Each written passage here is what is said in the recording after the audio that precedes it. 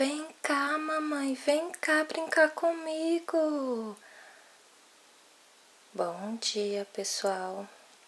Hoje eu vim mostrar pra vocês 3 brinquedos que o meu filho adora.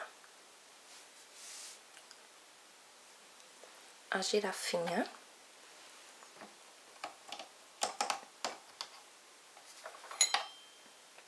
Além das notas musicais aqui, você pode fazer um reco-reco ou um tamborzinho.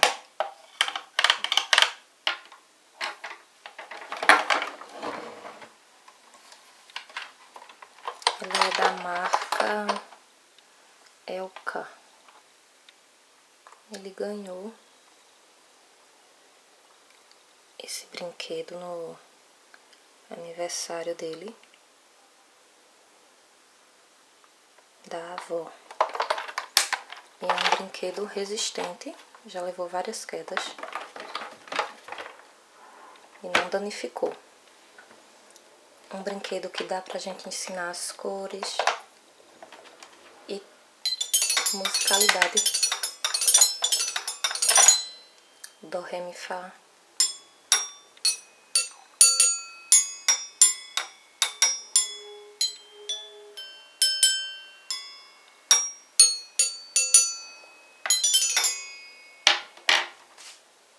Então eu acho essa uma ótima dica de brinquedo.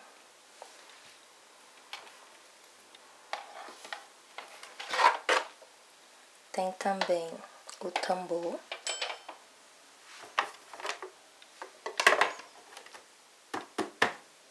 Pode ser batido com a mão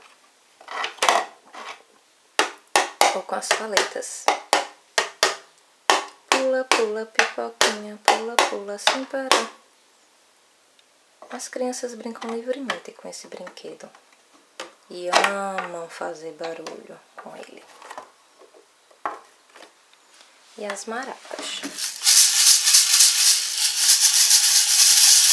São 2 maracas, bem resistentes à queda.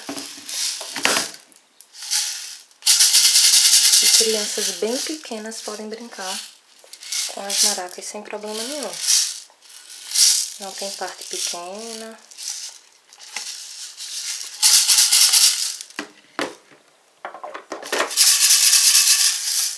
Ela só é um pouco dura, né?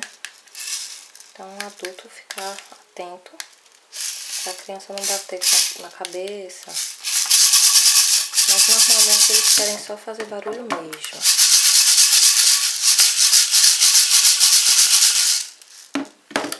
Três dicas de brinquedos bem legais que estimulam a criatividade da criança.